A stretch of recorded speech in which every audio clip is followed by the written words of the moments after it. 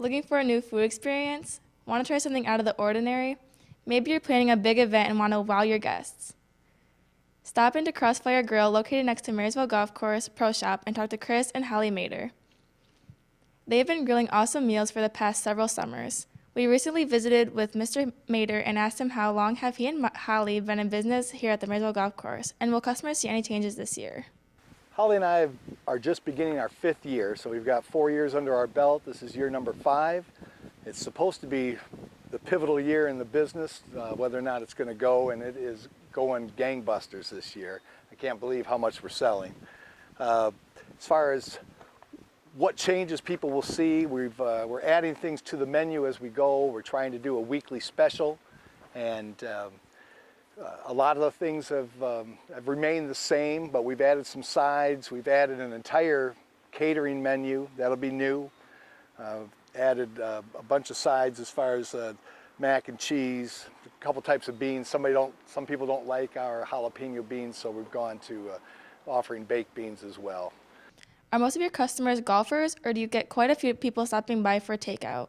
Most of our customers on the weekends come from the golf course because businesses are closed. But during the week, Tuesday, Wednesday, Thursday, and Friday, we get flooded at lunch from people from the different factories that come in and have lunch with us, or offices around the area. And during the weekends, when the offices are closed, most of our customers will come from the golf course itself, but we still get, I'm going to say we're about 70% drive up and 30% golf course still. It has just been climbing dramatically this year. What seems to be the most popular items on the menu? Some of our more popular items are, well, number one, hands down, would be brisket. I cannot smoke enough brisket to keep us going each and every day. I mean, we try. We've increased by the pound. We've just increased by the number of cases we're smoking each week. It's just astronomical. So brisket, hands down, number one. Pulled pork, people like a lot. They especially like our pulled pork nachos. If they want it, they can get it with the verde sauce, which is smoked jalapenos and smoked serrano peppers. It gives it a little zing. And this year, you asked earlier about a new item.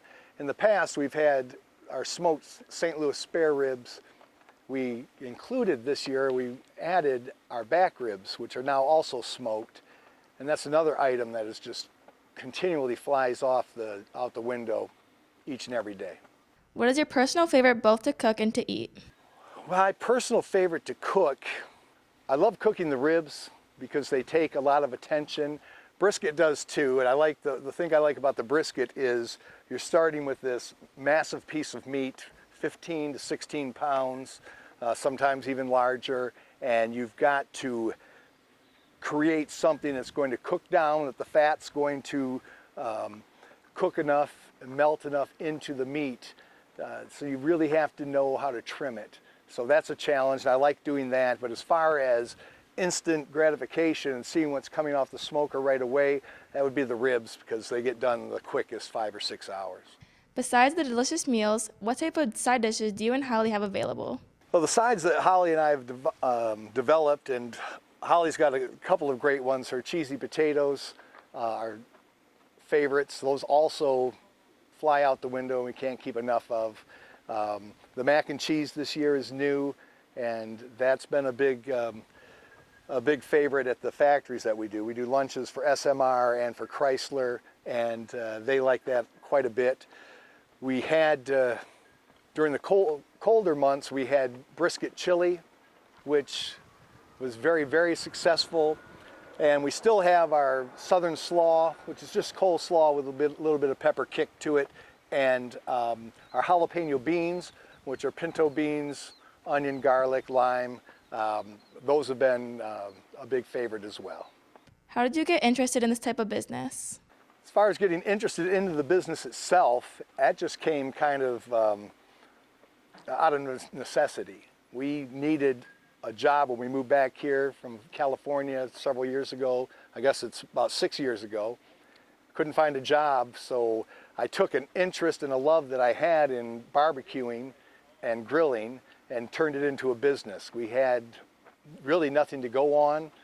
We didn't have a lot of professional experience. We had a couple buddies of ours built the shack, and when the city said yes, we had to follow through. So that's how we really got into the business. We just needed something to sustain us, and we went with something that we loved. Do you cater events, and how should someone contact you if they're interested in talking to you about an event? Well, we do cater. This year we've added catering and can do any event that is out there. We've done everything from graduations to funerals. We've catered some weddings. We cater a lot of office parties and picnics for some of the businesses in St. Clair County. And if they want to contact us, 810-479-6092 is our phone number here at the shack, or stop by, pick up a catering menu, and maybe sample some of what we have to offer. And if you can't do that, you can jump on our Facebook page, and both our regular menu, our hours, and our catering menu are all posted there. Do you shut down after golf season in the fall, or do you continue into the winter? In the past, we have always shut down pretty much as the golf season winded to an end, and we would do smoked turkeys for Thanksgiving, and then we smoke ham, prime rib, and turkeys also at Christmas. But this past year, we wanted to keep the shack going as much as possible, and even though it's impossible to do a walk-up business during the winter months, we did contract with SMR 2 days a week and Chrysler 1 day a week, and we provided lunches for them throughout the winter. So we just enclosed this with some tarps, kept the ventilation in so I wouldn't die, and then we would smoke 1 or 2 days a week depending on what the demand was. And during that polar vortex this year, it was extremely challenging, but it was fun. It was good to keep moving. It has been great talking with Mr. Mader about the Crossfire Grill, and I can't wait to try all this delicious food myself. We hope you have a great summer, and be sure to check out another Blue Water Beat in the fall. I'm Willie Bristow for M6, your hometown station.